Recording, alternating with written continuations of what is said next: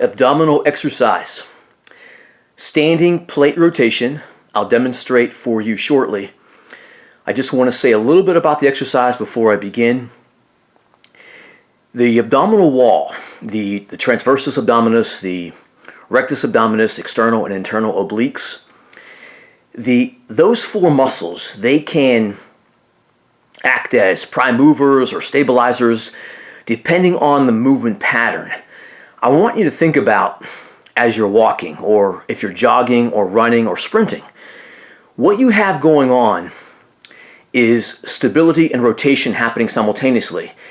Interestingly, the rectus abdominis, often called the six-pack or eight-pack, some people call it the eight-pack, the area that sometimes is very defined in the center of the abdominal area there, a superficial muscle at the surface. In this exercise I want to demonstrate for you, that muscle is going to act as a stabilizer.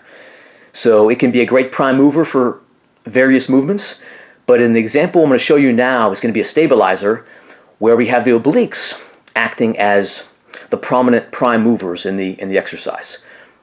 So we have stability and rotation happening simultaneously with a lot of movements, such as walking, even as simple as walking, jogging, running fast, and so forth.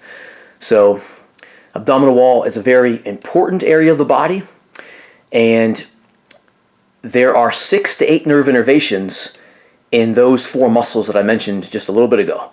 Most muscles of the body have 2 nerve innervations. Like the deltoid, for instance, there's 2 nerve innervations for the deltoid muscle. So that's interesting because what that tells us is these muscles in the center, these abdominal muscles, they can do a lot of different things for us. So I'm going to do 10 repetitions here for you. And notice the rotation. I'm going to hold the plate in my hands. However, I don't want to extend with my arms. There's a lot of stability happening in the shoulders and arms, of course, but I don't want to extend at the elbow joint. I want to initiate the movement from the center of the body. So let's go for 10. We'll go 5 each side.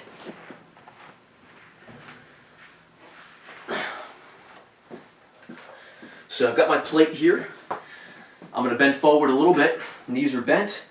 Some flexion at the hip joint here. Now, elbows are bent, as you can see. From this point, I'm going to go to one side. Boom. Notice the elbows. The elbow angle remains the same. Back in place. Rotation and stability. If I pick up that backside foot, that's perfectly fine. That may be more comfortable. I can go a little higher with my torso, but I keep that angle at the elbows just the same. So, I believe that was at least 5 each side.